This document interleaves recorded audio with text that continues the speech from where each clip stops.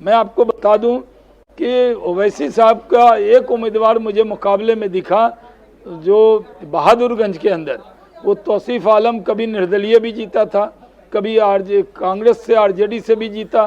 तो वो और जोकीहाट में उनका एक उम्मीदवार जो तस्लीमुद्दीन साहब का बेटा है, बड़ा बेटा, जो मंत्री रहा है और वो जनसुराज से लड़ रहा है, वो फाइट में दिखा।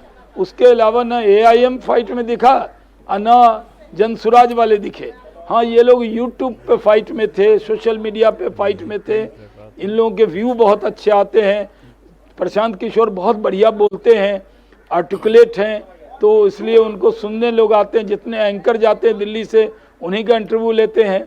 असदुद्दीन ओवैसी साहब भी मीडिया के डार्लिंग हैं, वो अच्छा बोलते हैं, इसलिए व्यू अच्छा आता है। तो जितने यूट्यूबर हैं वो उनसे बाइट लेने जाते हैं, लेकिन वोट नहीं आता है। वही हाल प्रशांत किशोर का है, वही ओवैसी साहब का है। दोनों आर्टिकुलेट हैं, ये मैं मानता हूँ, और दोनों पढ़े लिखे भी हैं। भाई मीडिया के डार्लिंग तो आप भी हैं, आपसे भी बहुत बात करते हैं मीडिया के लोग। हम स्टूडियो में जो डिस्कस कर रहे थे वो ये कि इस बार एनडीए ने मिलकर चुनाव लड़ा और महागठबंधन में बिखराव दिखाई दिया, इसका भी एक असर हुआ है। नहीं, एकदम आप सही कह रहे हैं। मैं आपको एक राज की बात बताऊं कि एनडीए का कैंपेन और जो बीजेपी की सीटों पे हम लोग मेहनत कर रहे थे, वहाँ पे बीजेपी ऑफिस से होता था। अगर एक सीट हमारी भागलपुर में एक सीट पर फाइट थी नाथनगर पे, जहाँ अभी पता नहीं क्या रिजल्ट आ रहा है, मैंने देखा नहीं है। तो बीजेपी की मीटिंग हुई, उसमें कहा गया, जब गृह मंत्री अमित शाह जी फिर 35 आए और मैं भी वहाँ मौजूद था, उनके साथ मंच शेयर किया, तो उन्होंने कहा भाई पूरी ताकत लगाइए, कैसे भी वो जीतना है, एक भी सीट नहीं जानी चाहिए। और अपने लोगों को सबको बुला के कहा कि भाई उस सीट पर भी मेहनत करो। तो हम लोग सिंबल अलग अलग था, लेकिन नेता एक थे नरेंद्र मोदी, नेतृत्व था नीतीश कुमार का, चिराग पासवान, जीतन राम मांझी, उपेंद्र कुशवाहा और बीजेपी की पूरी टीम एकदम एकजुट होकर लड़ रही थी। और मैं आपको ये भी बताऊं कि जो हमारे प्रवासी गए थे बाहर से, कुछ विधायक गए थे, सांसद गए थे, मंत्री गए थे, एक एक सीट पर उनकी जिम्मेदारी थी।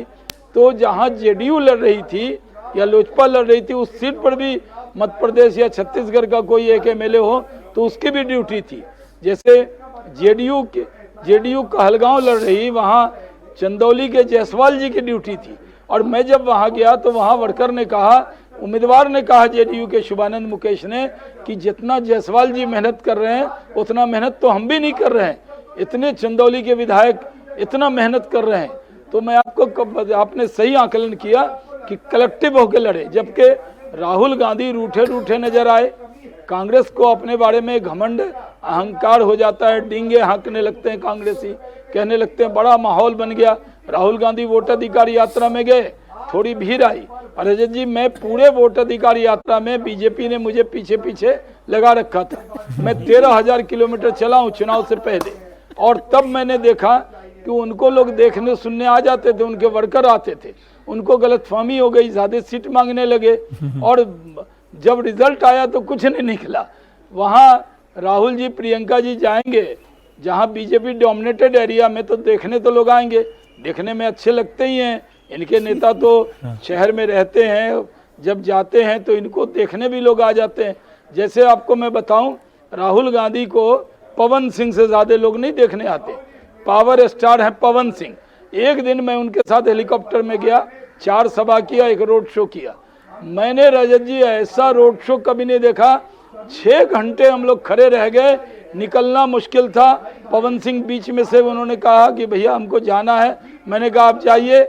मैंने सोचा कि अब रोड शो हो गया है, ये पावर स्टार चलेगा, मैं अकेले क्या करूंगा, लेकिन मेरे रोड शो में भी भीड़ की कमी नहीं थी। तो यहाँ गैलेक्सी ऑफ लीडरशिप है, वहाँ राहुल जी और तेजस्वी यादव। अभी मैंने मुकेश सहनी मुझे पूर्णिया में वोट डालने के बाद हवाई जहाज में मिल गए, तो मैंने उनसे पूछा कि भाई आप 18 सभा कैसे करते हो? तो आरजेडी के पास 2 हेलीकॉप्टर था, 9 सभा एक हेलीकॉप्टर से, 9 सभा एक हेलीकॉप्टर से। तेजस्वी यादव को ये गलतफहमी हो गई कि कोई फिल्म स्टार है, वो उतरे, ऐसे ऐसे हाथ किया, हाँ हाँ इनको वोट देना, हम चलते हैं। भाई कोई भाषण नहीं, कुछ नहीं, उन्होंने कहा 180 सभा कर ली। हम लोग जब 4 सभा या 5 सभा करते हैं, 2 नेता होते हैं तो मुश्किल हो जाती है। वो तो सिर्फ हाथ हिला के चले आए, तो लोगों को लगा कि बिना, जब अभी वो कहते हैं ना, रात है इतनी मत वाली तो सुबह का आलम क्या होगा।